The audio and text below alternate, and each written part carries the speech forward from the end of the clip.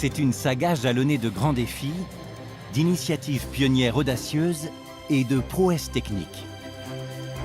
Faite d'envolées vertigineuses, mais aussi d'échecs cuisants. C'est l'histoire d'une compagnie aérienne qui n'existe plus, mais dont la légende est toujours bien vivante.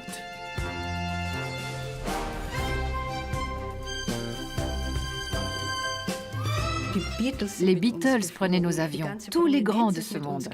Et j'y étais. Travailler pour la Pan Am était et demeure une fierté. Ça nous ouvrait énormément de portes. C'était magique de voyager dans le monde entier. Pendant 6 décennies, les avions de la Pan Am ont été les ambassadeurs planétaires de l'American Way of Life. C'était passionnant de travailler pour la Pan Am. On faisait partie d'une aventure formidable. La Pan Am a été la compagnie aérienne la plus célèbre de son temps. Elle s'est envolée très haut avant de chuter gravement.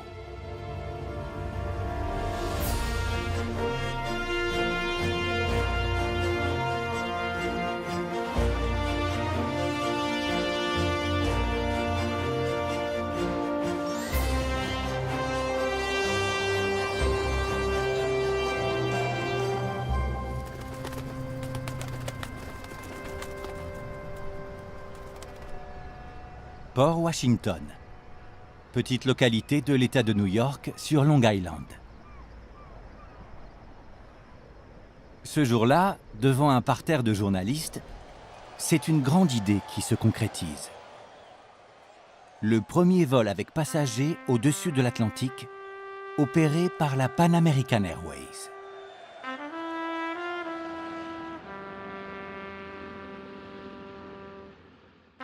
Le fondateur et président de la compagnie, Juan Trippe, est un rêveur. Mais cet homme dur en affaires a surtout le goût du risque. À mes yeux, c'était avant tout un joueur. Il misait gros sur chaque nouveau projet. L'imposant appareil décolle sans encombre à l'heure prévue. Juan Trippe se trouve déjà en Europe, mais son épouse Betty est à bord. Son émotion est grande.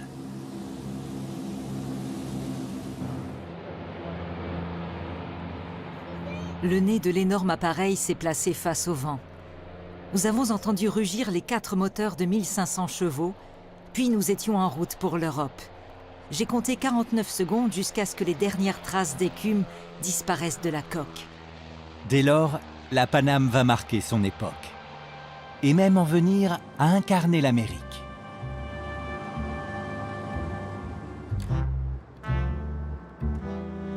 Au dernier étage d'un grand immeuble berlinois, cette aura mythique perdure jusqu'à aujourd'hui. Le Pan Am Lounge, construit en 1966, est à présent un espace dédié à l'événementiel haut de gamme, où se croisent des personnalités du showbiz, du monde économique et de la politique. Sans oublier les anciens de la Pan Am. Nous sommes en contact avec le réseau des ex-pilotes et hôtesses de la Pan Am. Chaque année, ils organisent plusieurs réunions mondiales auxquelles ils se rendent en avion tous ensemble. Leurs conversations tournent autour de la Pan Am, car 30 ans après la disparition de la compagnie, il reste toutes sortes de sujets à aborder. Par exemple, quels gants porter à bord dans l'hémisphère nord entre la Saint-Patrick et la fête du travail. Hôtesse de l'air, commandant et commissaire de bord, tous apprécient de replonger pour quelques heures dans l'atmosphère Pan Am. Ça les ramène à leur jeunesse. On voit une petite étincelle s'allumer dans leur regard. On a l'impression qu'ils se mettent à flotter dans la pièce. Pour une compagnie officiellement dissoute depuis longtemps, elle semble étonnamment vivante. Pan Am is the airline to the world. It flies to more than 120 different places on 6 continents. It even sends 2 flights, one in each direction, around the world every day. Pan Am offers you a world of services for every kind of travel. Business or pleasure, by yourself or with your family. And when you get there, Pan Am is there. L'histoire de la Paname commence au temps des pionniers du transport aérien, sur l'île de Key West, le point le plus méridional des États-Unis. En 1927, un minuscule hydravion décolle du petit port. Comme d'autres, Juan Trippe s'est lancé quelques années plus tôt dans le secteur de l'aéropostale. Avec la compagnie aérienne qu'il vient de créer, il veut obtenir l'exploitation de la liaison vers Cuba, un trajet modeste. L'avion est prêté, mais c'est officiellement le premier vol de la Pan American Airways. La compagnie décroche le contrat tant convoité. À hauteur de 2 $ le mile, de quoi financer l'achat de plus gros avions. Pour espérer faire tourner une compagnie aérienne, il fallait signer un contrat aéropostal avec le gouvernement fédéral. Il y avait eu de nombreuses tentatives avortées à cause des coûts d'exploitation exorbitants. Pendant ses études, Juan Trippe a noué de nombreuses amitiés. Parmi ses camarades de Yale, l'université d'élite, beaucoup viennent de milieux aisés. Et ils sont nombreux à s'enthousiasmer pour l'aéronautique. Juan Trippe fait évidemment partie de l'aéroclub de Yale. Mais pour lui, c'est bien plus qu'un hobby. Courtier en bourse, il est convaincu que le transport aérien est un secteur d'avenir. Et grâce à ses anciens camarades de Yale, il réunit le capital nécessaire pour lancer la Paname. En 1925, il rencontre Betty Stettinius, également issue d'une famille aisée. Entre eux, c'est le coup de foudre.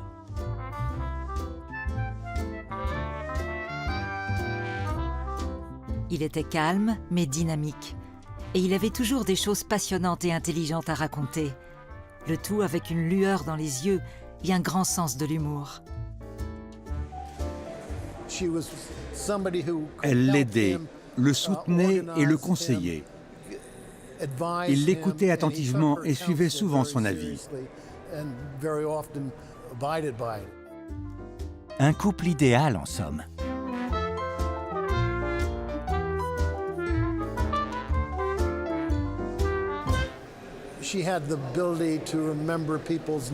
Elle avait la mémoire des noms et se souvenait de détails dans les conversations. Elle comprenait sa façon de penser à lui, alors elle le conseillait et l'aidait à mener sa barque dans des eaux souvent tumultueuses. Leur voyage de noces en Europe est presque un voyage d'affaires. Le couple visite des aéroports et rencontre des partenaires commerciaux. Juan Trippe est plutôt d'un naturel taiseux, mais il sait se montrer charmant quand son entreprise est en jeu, même s'il n'abat jamais toutes ses cartes.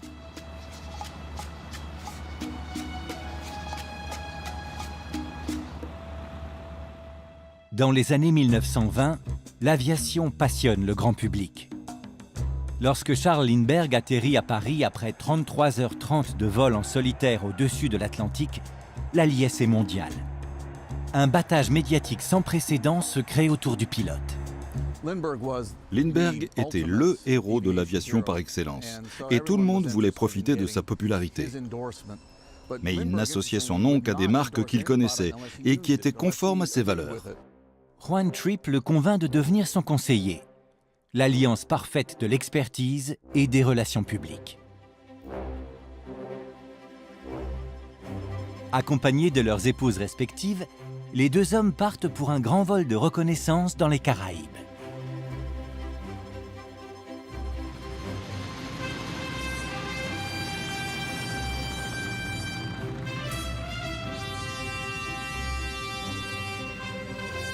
La Havane, Saint-Domingue, Mexico, la renommée de Lindbergh leur vaut partout un accueil triomphal.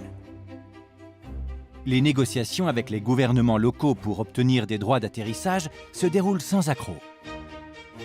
Désireux d'affirmer sa présence dans la zone d'influence des États-Unis, le gouvernement américain leur octroie l'exploitation de toutes les liaisons postales aériennes. L'Allemagne et la France avaient des intérêts en Amérique latine.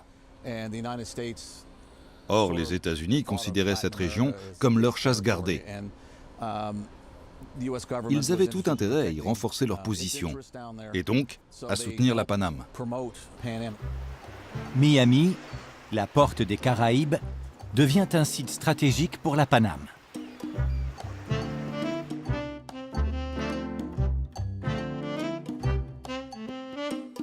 La ville attire de riches vacanciers.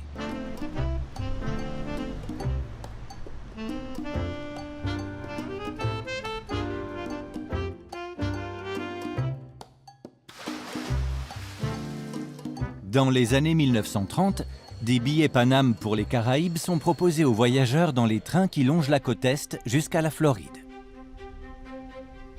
Dans le sud de la ville, Juan Trippe fait construire un somptueux terminal au bord de l'eau.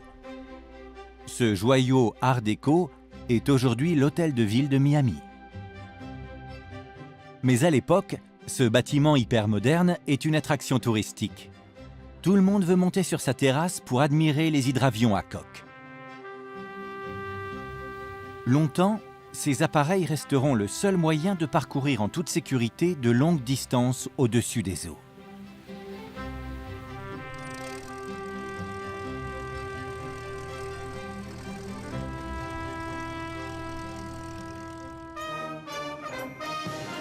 Sur ces images de 1931, aux côtés de Juan Trippe, l'épouse du président américain Lou Henry Hoover, venue baptiser le premier exemplaire d'un nouveau modèle d'hydravion. Les premières dames au service de la Paname. Un coup marketing qui va devenir une tradition.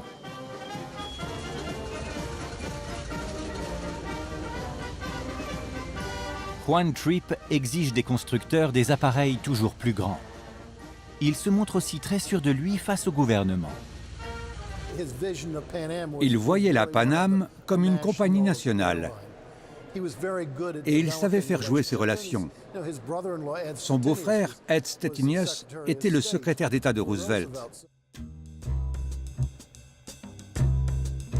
Juan Trippe se rend régulièrement à Washington à bord de son avion privé. Il a compris que la proximité du pouvoir était la clé pour conquérir de nouveaux marchés. L'entourage du président Hoover estime qu'il ne devrait y avoir qu'une seule compagnie aérienne américaine affectée aux vols internationaux. Juan Trippe veut évidemment mettre la main sur ce monopole. La Paname ne cesse d'étendre son réseau de lignes. Après les Caraïbes, viennent l'Amérique centrale, puis l'Amérique du Sud. En 3 ans, Juan Trippe a mis sur pied la plus grande compagnie aérienne internationale. Son secret, organisation et standardisation. Quelle que soit la destination à rallier, le transport aérien se doit d'être un service fiable.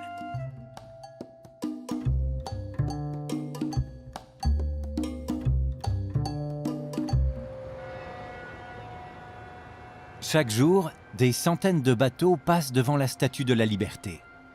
Ce sont des géants des mers qui assurent la traversée entre les États-Unis et l'Europe, une liaison particulièrement lucrative.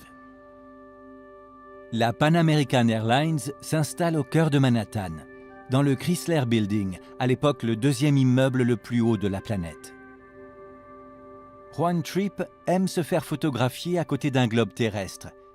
Son projet à présent, franchir l'Atlantique.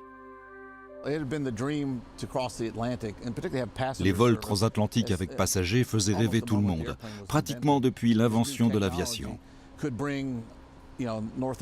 Avec cette nouvelle technologie, on allait pouvoir rapprocher l'Amérique du Nord et l'Europe, voler d'une grande ville à l'autre en un peu plus de 33 heures. Pour cette épopée, Juan Trippe fait construire des hydravions encore plus grands et plus puissants. Il cherche des escales possibles, Terre-Neuve et les Açores.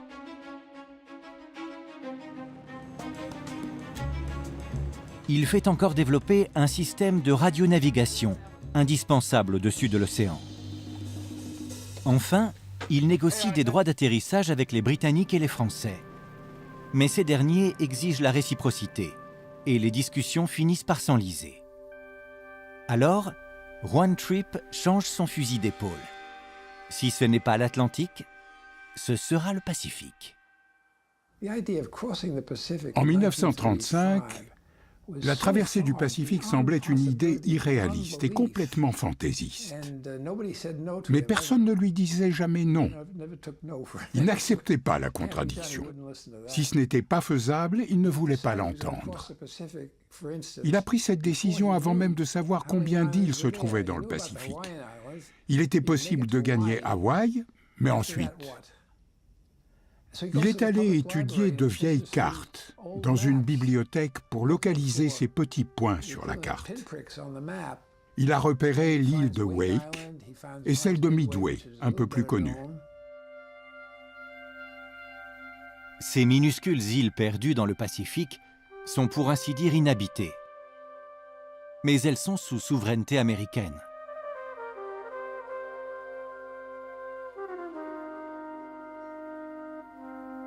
Il a fallu tout acheminer et creuser un canal à l'explosif pour accéder à l'île à travers les récifs. Ils ont dû louer un bateau et transporter tout ce qu'il fallait pour construire des structures sur place. Il fallait offrir aux passagers une escale tout confort.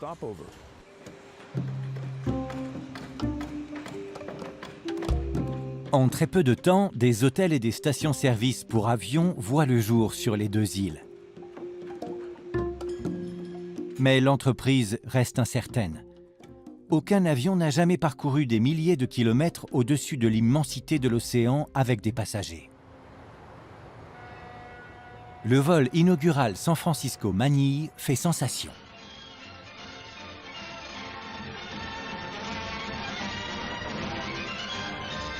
Washington a accordé à Juan Trippe l'exploitation de la liaison postale sur cet itinéraire. Le Pacifique revêt une importance stratégique pour les États-Unis, désireux de contrer l'influence japonaise. La première étape est la plus longue, près de 4000 km au-dessus de l'eau. Juan Trippe en personne se trouve à bord. Son épouse a pris les devants par bateau et l'attend à Hawaï. Les autres passagers sont des proches. Politiciens, amis fortunés, éditeurs, Juan Trippe reste un homme de relations publiques.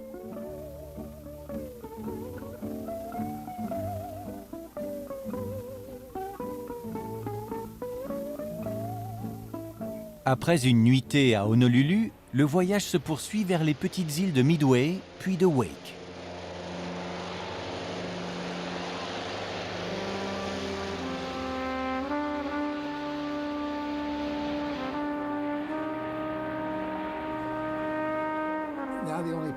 Le problème pour le pilote, c'est de les trouver. Comment localiser l'île de Wake au milieu de l'océan Pacifique? Il ne suffit pas de calculer le cap et la distance pour atterrir au bon endroit. À 15 km près, on risque de passer à côté. Si l'avion s'abîme en mer, le pilote, le chargement et tous les passagers sombreront avec lui.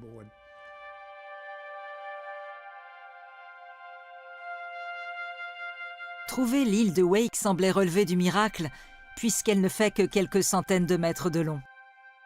J'étais sidérée de découvrir ce minuscule lopin de terre.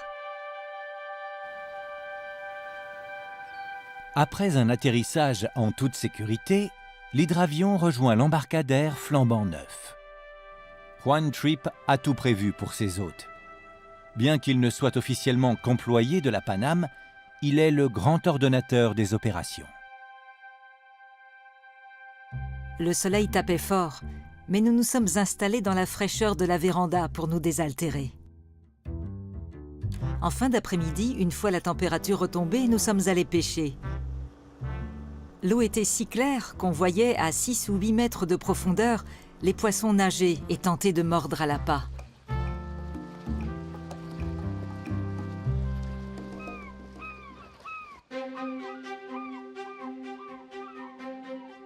Il reste encore 5000 km à parcourir.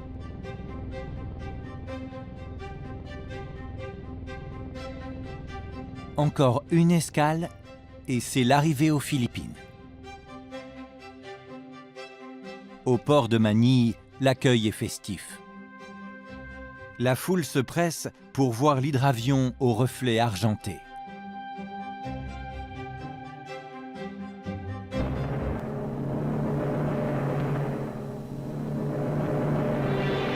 You are now ready to participate in another Pan American Travel Adventure.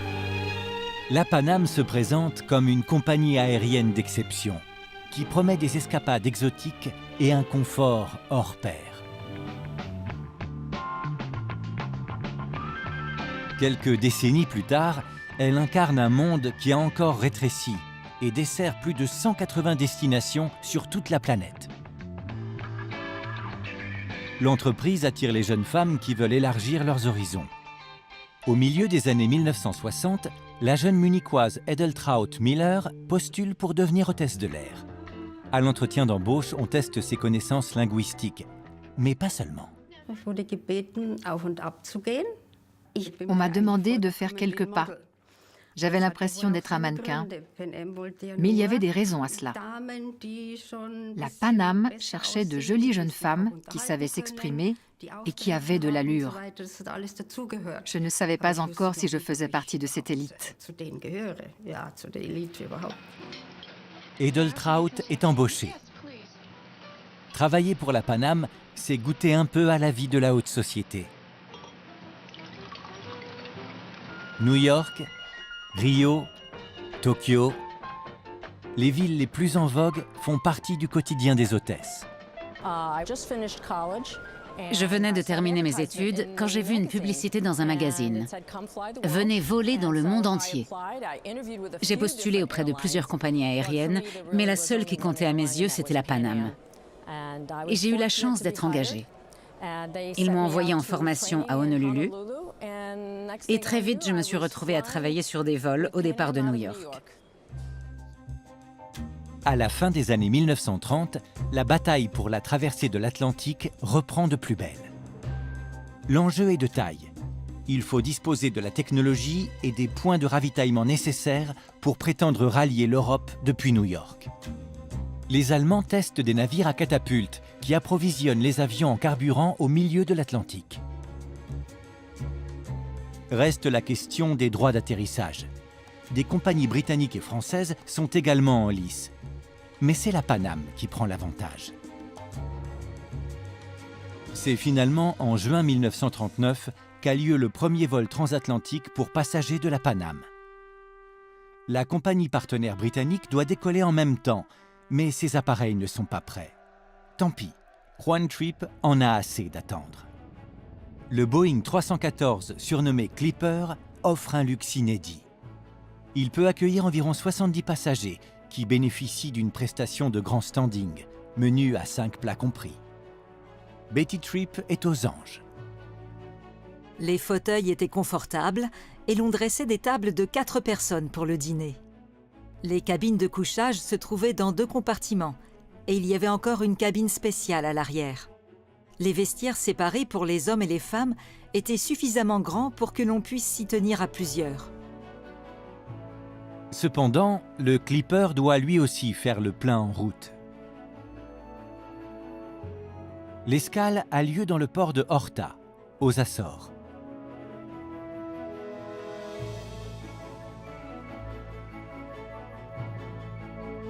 Le vol se poursuit ensuite jusqu'à Lisbonne. Là, il est possible de prendre une correspondance pour Paris.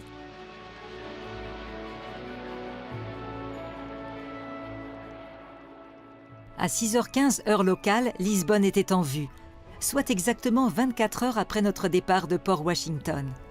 Christophe Colomb n'aurait pas été plus heureux que nous de voir la Terre.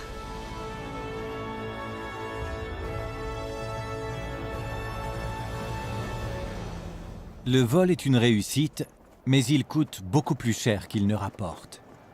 Plus généralement, la ligne transatlantique est un gouffre financier. Juan Trippe s'est trompé dans ses prévisions.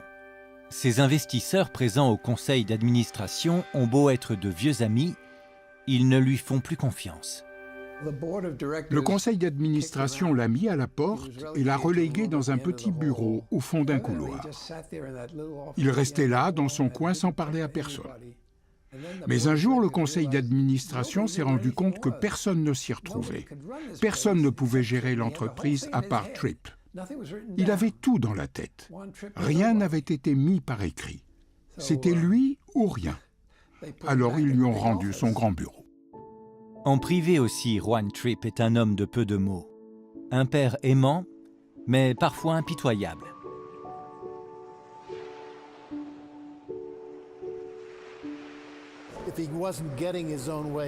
Quand il était contrarié, il avait la détestable habitude de se taire. Un de mes frères voulait passer son brevet de pilote, et comme notre père était contre, il s'est muré dans le silence. À la fin, c'était toujours moi, le plus jeune, qu'on envoyait négocier. « Papa, on arrête tout. On est désolé. On ne va pas faire ça. Reviens nous parler. »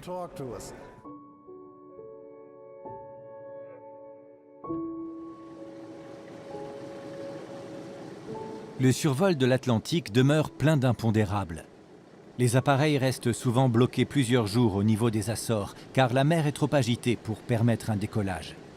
De plus, l'Europe est en guerre depuis septembre 1939.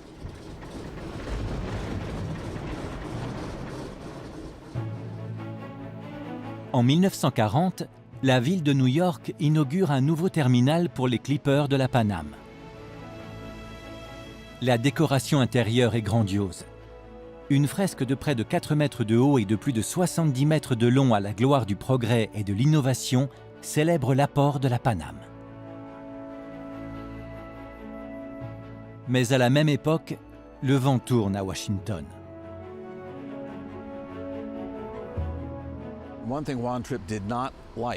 Juan Tripp n'aimait pas la concurrence. Pendant de longues années, l'État l'avait conforté dans l'idée que la Paname devait être la seule compagnie américaine à pouvoir voler vers l'étranger.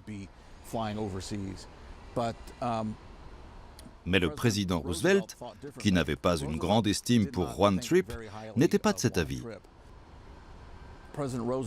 Roosevelt voulait ouvrir les lignes internationales à d'autres compagnies aériennes que la Paname.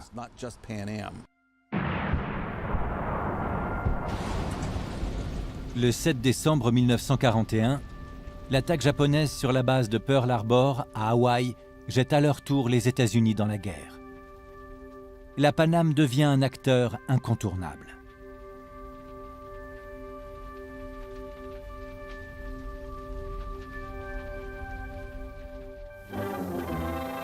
Partout dans le monde, ces aéroports sont transformés en bases militaires. La Paname est la seule compagnie à savoir opérer des vols long courriers au-dessus des océans. Ces navigateurs forment l'US Air Force. Et ce n'est pas tout.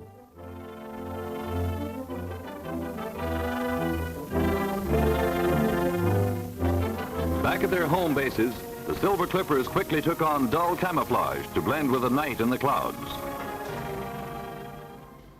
Désormais, les Clippers ravitaillent l'armée américaine. À l'initiative du gouvernement, la Paname entreprend de construire de nouveaux aérodromes en Asie, en Amérique du Sud et en Afrique. La compagnie a l'expérience des grands chantiers au milieu de nulle part.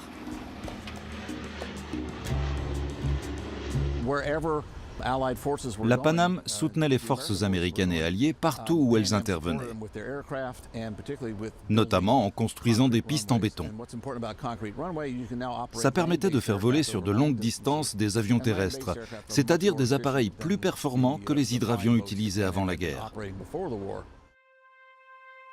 Juan Tripp a l'art de se rendre indispensable. Mais il investit aussi dans l'avenir de la Paname, car ces aérodromes seront un atout une fois le conflit terminé. Il doit toutefois faire une concession. D'autres compagnies peuvent désormais emprunter les couloirs aériens internationaux pour le compte de l'armée. L'après-guerre marque la fin du monopole de la Paname.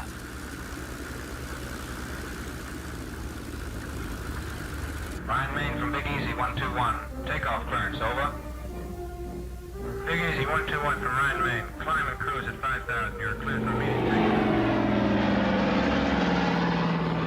À la fin des années 1940, l'aéroport berlinois de Tempelhof est le théâtre d'un gigantesque pont aérien. Les puissances occidentales approvisionnent ainsi Berlin-Ouest, isolé par les soviétiques. La Pan American est le maillon central de cette chaîne logistique. C'est ainsi qu'elle conquiert le cœur des Berlinois.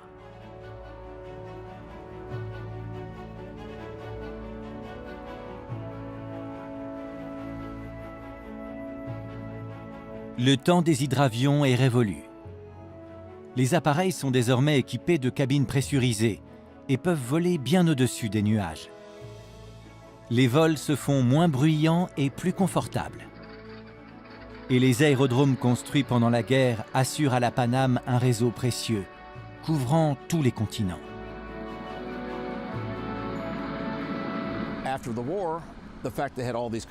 Après la guerre, la présence de ces pistes en béton a rendu les hydravions obsolètes du jour au lendemain.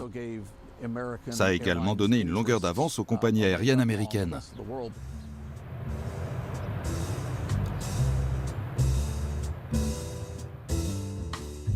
Infatigable, Juan Trippe voyage aux quatre coins de la planète. Son credo, toujours plus de passagers et de destinations.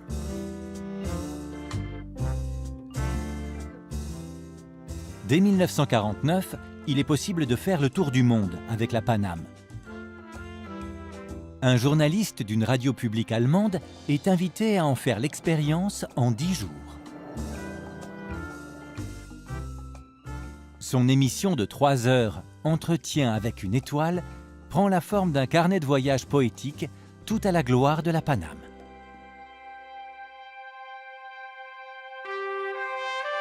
Seit Mittwoch, den 7. März, 11:44 Uhr, bin ich unterwegs. Jetzt fängt die Welt an. Von welcher Welt ist hier eigentlich immer die Rede? 20, mit Anschluss nach Kairo, Mekka und Bagdad. An Kalkutta, Donnerstag, 20:15 Uhr, Anschluss nach Colombo und Mandalay. An Hongkong, Freitag, 11:10 Uhr, Anschluss nach Manila, Singapur, Australien und Hawaii. Aha. Das ist die Welt. Nein, das ist nur der Fahrplan in der linken Rocktasche unseres Reisenden. Nur eine ihrer Ansichten. L'avion est désormais auréolé d'un certain romantisme, y compris pour le petit John Lutich de New York. Je me souviens encore des sensations qu'on avait à bord d'un quadrimoteur à hélice lors de mon premier voyage en Europe. Ça vibrait constamment. Et comme on volait de nuit, on voyait des flammes bleues sortir des moteurs jusqu'à l'aube. Au début des années 1950, les Britanniques mettent en service le premier avion de transport civil à réaction. Victime d'une série d'accidents, l'appareil est rapidement retiré du marché. Mais Juan Trippe a compris que le jet était un avion d'avenir. Comme souvent, il impose aux constructeurs des exigences déraisonnables.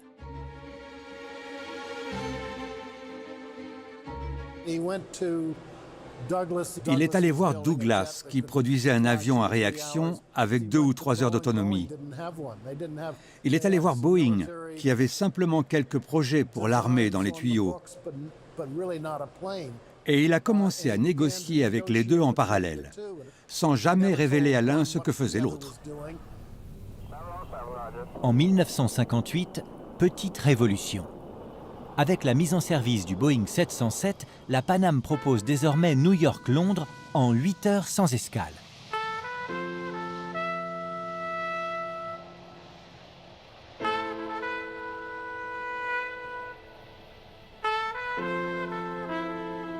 Betty et Juan Trippe continuent de voyager ensemble. Les tournées d'inspection, les réceptions et les négociations les emmènent jusqu'à Moscou. Notre pilote a reçu l'ordre de la tour de contrôle de Moscou d'emprunter un itinéraire spécial pour gagner l'aéroport. Nous devions éviter de survoler une certaine zone interdite. Il y avait peu de circulation dans les rues. Notre chauffeur parlait à peine anglais. Quand on lui posait une question personnelle, il s'empressait de poser l'index sur ses lèvres. Nous étions logés à l'hôtel Métropole. Juan était convaincu que nous étions sur écoute, de sorte que nous ne parlions qu'en chuchotant ou par geste.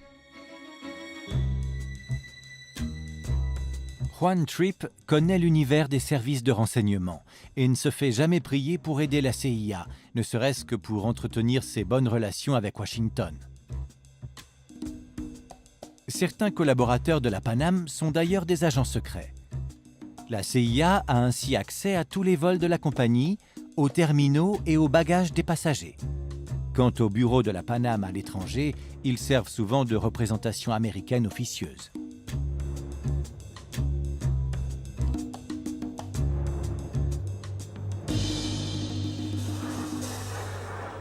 En pleine guerre froide, Berlin-Ouest est toujours isolé. Seules les compagnies aériennes occidentales sont autorisées à atterrir à Tempelhof. La Pan American Airways a ouvert une filiale en Allemagne. Les vols vers Berlin sont subventionnés. L'Occident tient à affirmer sa présence. La compagnie s'installe dans un grand immeuble tout neuf en plein cœur de la ville. Il comporte une agence commerciale, des appartements pour les employés et un salon destiné aux invités VIP et aux équipages. Aujourd'hui, ce bar feutré continue de mettre en scène l'âge d'or de la Pan Am. La tenue des hôtesses reproduit à l'identique l'uniforme de la Pan Am, millésime 1964. Il n'existe plus d'uniforme d'époque. Ce sont de précieuses reliques dont les anciennes hôtesses ne veulent pas se séparer, sauf pour les léguer à leurs filles ou à leurs petites filles. C'est une couturière qui confectionne ces costumes sur mesure pour nos hôtesses. Ici, on incarne la Pan American Airways d'autrefois.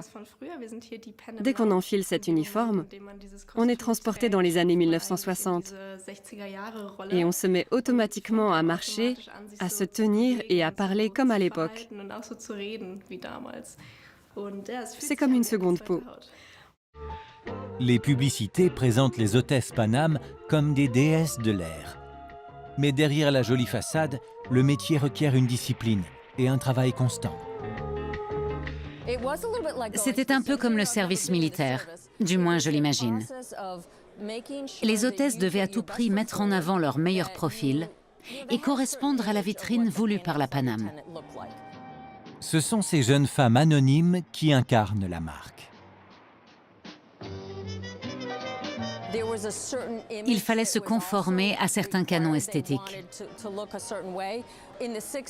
Dans les années 1960, la tendance était au glamour et tout était dans l'apparence. Le marketing mettait beaucoup l'accent sur l'image de l'hôtesse de l'air. Le grand public en redemande et Hollywood surfe sur la vague. De Courrier de Chine avec Humphrey Bogart à la série sobrement intitulée Pan Am, en passant par Arrête-moi si tu peux, cette image de charme sophistiqué fait vendre. Mais elle ne laisse aucune place à l'individualité. La couleur du rouge à lèvres, par exemple, était imposée. À l'époque, c'était Persian Melon. La teinte du vernis à ongles était imposée. Et le fard à paupières devait être bleu ciel, comme l'uniforme. On était des copies conformes. Impossible de déroger au bleu ciel emblématique de la Pan Am, mais une touche de fantaisie lui est adjointe au début des années 1970. C'est la cape imperméable qui accompagnait le nouvel uniforme, en bleu Superjet et doré Galaxy, avec un chapeau melon.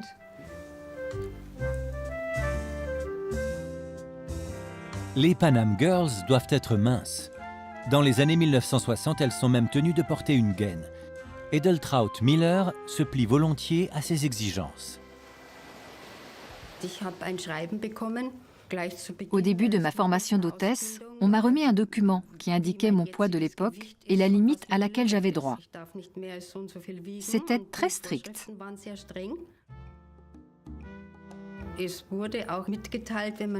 Si je prenais trop d'embonpoint, l'entreprise se réservait le droit de suspendre mon salaire et je ne pouvais plus voler avant d'avoir retrouvé un poids acceptable.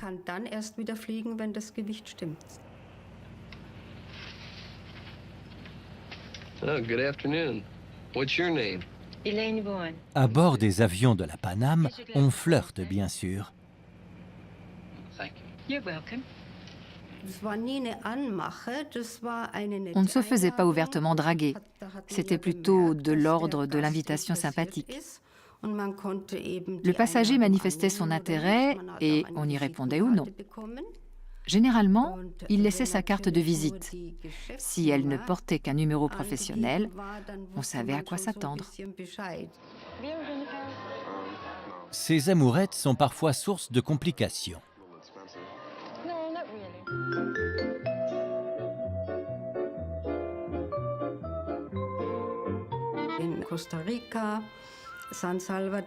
Au Costa Rica ou au Salvador, il y avait des admirateurs qui guettaient l'arrivée des Panam Girls dans les halls d'hôtel. Au Panama, c'étaient des fils de riches familles. Je me souviens que l'un d'eux sortait avec 2 hôtesses en même temps. Un jour, alors qu'il attendait impatiemment l'arrivée de la première par un vol, il s'est avéré que l'autre avait pris le même avion à la dernière minute.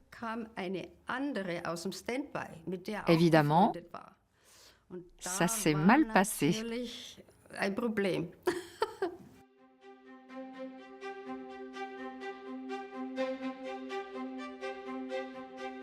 À New York, la Panam s'offre un nouveau quartier général, juste derrière Grand Central Station. Les années 1960 sont une période faste pour la compagnie, qui dispose d'1 milliard de dollars sur son compte en banque.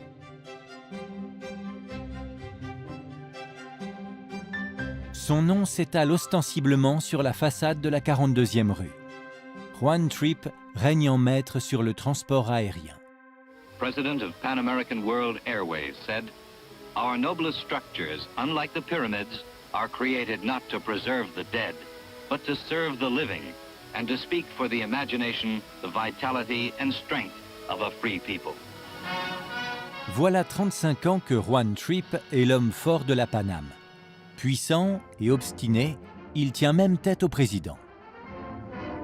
Airliner of the future. This is a model of a supersonic jet which Britain and France hope will dominate transatlantic travel. Flying at twice the speed of sound. Trippe projette de commander un Concorde aux Européens, aux grandes dames du président Kennedy, car les États-Unis développent eux-mêmes un modèle d'avion supersonique.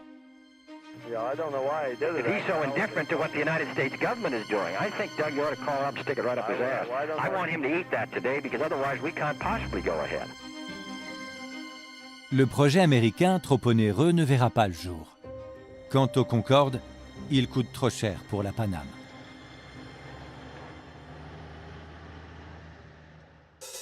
À présent, Juan Trippe rêve d'un gros porteur.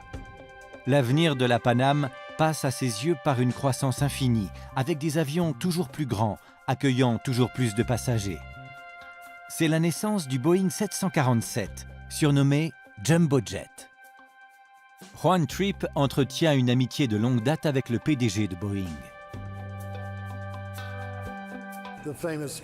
L'anecdote est célèbre.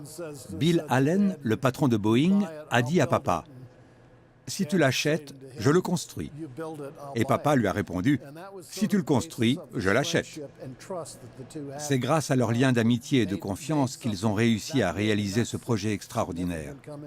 Sans eux, cet avion n'aurait jamais vu le jour. Le monde entier attend avec impatience le nouvel avion géant de la Panam. 1969. Pan Am introduces the incredible, the largest, fastest, most comfortable plane in history, the Boeing 747 Superjet, the plane that's a ship, the ship that's a plane. First takeoff, December 1969, on the world's most experienced airline. Je me souviens qu'au début, ils n'avaient pas les moteurs qu'il fallait. Et surtout, il manquait de passagers pour remplir les appareils. Les premiers temps, ils circulaient aux 3/4 vides, tous les jours. Un avion de plus de 400 places, c'est très cher. Rien que le carburant pour le faire décoller coûtait une fortune.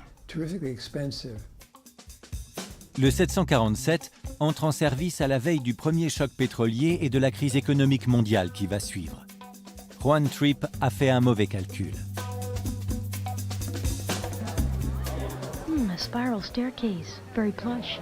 Hey, I think I've got it. It's a townhouse in New York, isn't it? Maybe it's some kind of movie theater.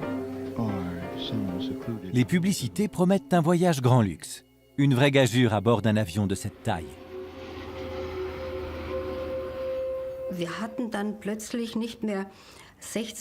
Du jour au lendemain, nous n'avions plus 16 ou 20 passagers de première classe à bord, comme sur le 707, mais 58. Il fallait se répartir les rôles. Qui travaille dans l'office? Comment se débrouiller pour servir plusieurs roast-beef en même temps? Ce nouvel appareil met la Pan Am en difficulté. En quelques années, la société accumule $1 milliard de dettes.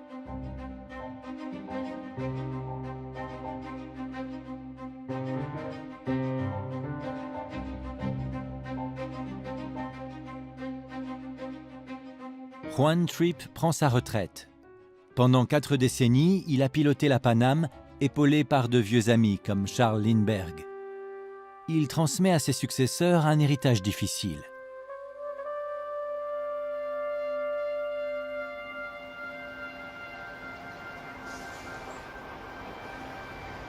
Le fondateur de la compagnie a toujours pris tous les risques et s'est rarement trompé. Mais avec le Jumbo Jet, il a pris une mauvaise décision.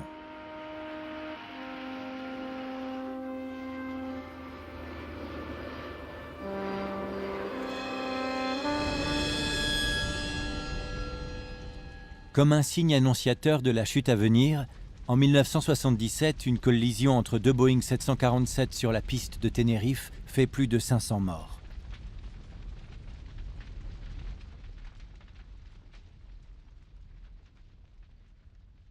Pendant plusieurs décennies, la presse a célébré les qualités de Juan Trippe. L'homme demeure pourtant une énigme pour les journalistes, y compris pour Robert Daly, qu'il a pourtant interviewé une 50aine de fois.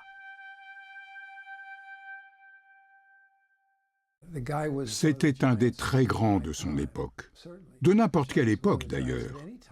Mais il n'était pas d'un abord facile, notamment parce qu'il était d'un ennui mortel. Je trouvais ça fou qu'un homme qui avait accompli tant de choses soit aussi barbant en interview. Juan Trippe s'éteint le 3 avril 1981. L'heure est à la détente dans les relations internationales. Depuis le début des années 1970, les Allemands de l'Ouest peuvent se rendre à Berlin par voie terrestre en traversant la RDA. La filiale allemande de la Pan Am ne fait plus le plein de passagers. La compagnie s'aligne de plus en plus sur la stratégie de ses concurrents. Conquérir des marchés grâce à des prix accessibles. Reklame, das können Sie. Was will man schon erwarten? Bei den Preisen. Selbstgeschmierte Stullen und den Stewardessen beim Kaffeekochen helfen. Falls Sie überhaupt welche haben. Möchten Sie was zu trinken?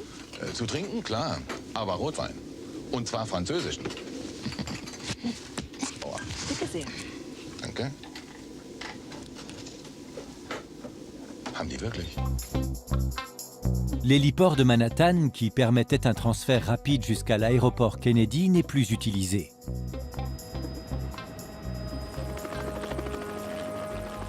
Pour les employés du siège, la crise qui s'annonce est palpable.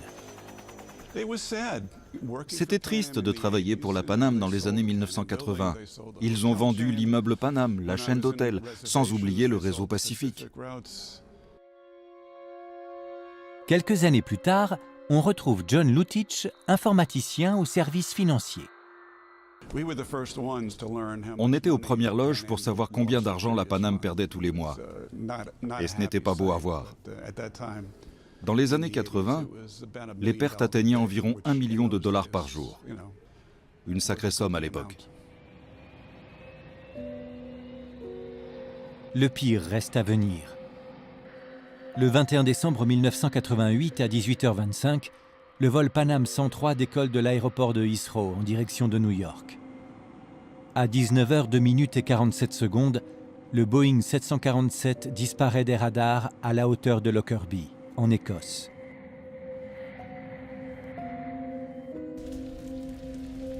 Il s'agit d'un attentat perpétré par des terroristes libyens. Tous les occupants de l'avion, ainsi que 11 résidents de Lockerbie sont tués. 270 morts au total. La légende de la Pan Am est sérieusement écornée. J'étais au service des opérations quand on a appris que le vol Pan Am 103 avait disparu des radars. Je travaillais dans le New Jersey. Quand on a appris la nouvelle, tout le monde s'est tu. On ne savait pas grand-chose. Je suis allée à JFK pour glaner des informations. Il y avait des journalistes partout là-bas. J'ai encore la chair de poule quand je repense à ses parents. Je suis moi-même mère. C'était si douloureux d'imaginer ce que ses parents traversaient.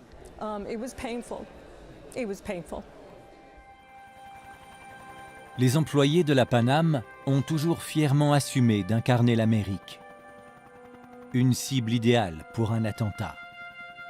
Est-ce que cela risquait de se reproduire ?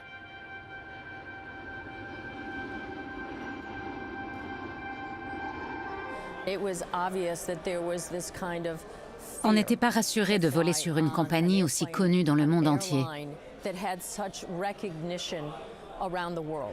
Pourtant, on était fiers de porter le drapeau américain sur la queue de nos avions, tout comme le logo de la compagnie. Et on y reste très attaché. Mais avec ces pertes abyssales, il était évident que la Pan Am ne pouvait pas perdurer. Les gens ne prenaient plus l'avion. Vers 1990, on avait compris que la compagnie allait sombrer.